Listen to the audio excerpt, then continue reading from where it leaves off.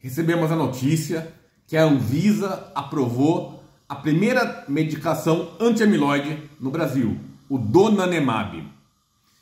Mas vendo aqui os comentários nas redes sociais, eu percebi que as pessoas receberam essa notícia com uma certa crítica, com uma certa desconfiança, opiniões muito divididas.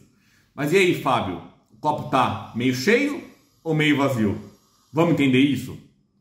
O donanemab, então, é um anticorpo monoclonal, é um clone de um anticorpo, em que você faz uma infusão na veia, você faz um soro na veia uma vez por mês. Esse anticorpo, ele se liga à proteína amiloide, que é uma proteína que acumula na doença de Alzheimer. Quando faz a ligação, o corpo faz uma reação inflamatória que consegue tirar esse amiloide do cérebro.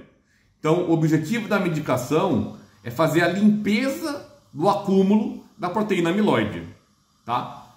Qual que é o efeito clínico disso?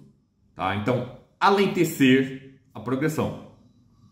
Esse ponto é importante, né? O efeito clínico não é melhorar a memória nem estabilizar a doença, é piorar menos. Piorar menos é relevante? Quanto que piorou menos? Se a gente pegar lá em média dos estudos, de 20 a 30% menos declínio, em média, em 1 ano e meio, em comparação com quem não usou. Tá? Então esse dado ele pode variar muito de paciente para paciente e de acordo com a fase. Tá? Quanto mais precoce a doença, maior o efeito de alentecer a progressão. Isso é relevante? É muito difícil eu dizer o que é relevante para cada pessoa. O que eu penso sobre isso? Efeitos pequenos, mas mantidos a longo prazo, eles vão ganhando potência. Tá? Então, qual que é o efeito? Alentecer a progressão. Em quem? Para quem que é indicado? Doença de Alzheimer, comprovada por biomarcadores. Então tem que comprovar que tem o amiloide no cérebro. Como que comprova isso? Pelo PET amiloide, um exame de imagem que você marca o amiloide, ou pelo líquor, em que você consegue medir a proteína amiloide no cérebro. Fase leve, então não é fase moderada da doença de Alzheimer, nem sujeitos assintomáticos. É comprometimento cognitivo leve e demência leve na doença de Alzheimer.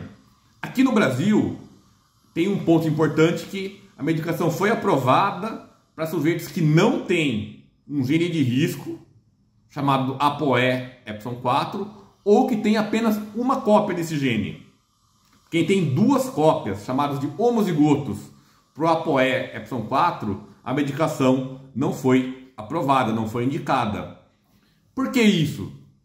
Esse ponto é relevante para o próximo tópico da nossa conversa. São os efeitos colaterais. Tá? Sempre que você induz uma inflamação no cérebro, você quer que a inflamação seja controlada. Mas algumas vezes a inflamação foge ao nosso controle. Ela fica mais intensa do que deveria. Então isso acontece com essas medicações. Os principais efeitos colaterais têm a ver com uma inflamação descontrolada do cérebro. O nome disso é ARIA, né? São anormalidades de imagem relacionadas ao amiloide. O que é isso?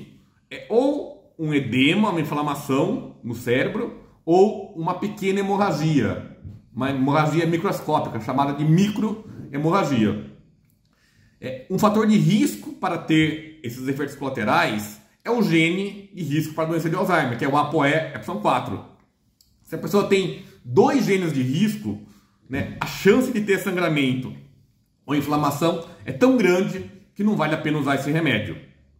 Ah, mas então toda inflamação eu vou ter sintoma? Não. Na verdade, a grande maioria dos efeitos colaterais aparece apenas na imagem, não tem sintoma clínico. Mas uma porcentagem menor das pessoas que têm inflamação ou o sangramento tem sintomas clínicos, sim. Os sintomas em geral são moderados e são transitórios. Em alguns meses a pessoa, parando de usar o remédio, melhora totalmente. Mas uma parte menor dos pacientes nos estudos tiveram efeitos graves, inclusive com algumas mortes. Então, efeitos colaterais são relevantes para usar esse remédio precisa ter acompanhamento com ressonância, acompanhamento clínico, um segmento muito próximo com os médicos. Outro ponto importante, o custo. Essas medicações, elas são caras, né? Antes da Anvisa aprovar, você podia importar, ficava bem caro, né? A gente não sabe ainda o preço que a Anvisa vai colocar, então a gente não sabe o preço no Brasil, mas espera-se que esses remédios sejam caros, quer dizer, não é todo mundo que vai poder usar essas medicações. Eu não sei como que o sistema público vai absorver essa demanda, várias questões ainda a serem respondidas. Mas e aí, Fábio, o copo está meio cheio ou meio vazio? Essa pergunta ela não tem uma resposta certa, mas na minha opinião, o copo está meio cheio. Por quê?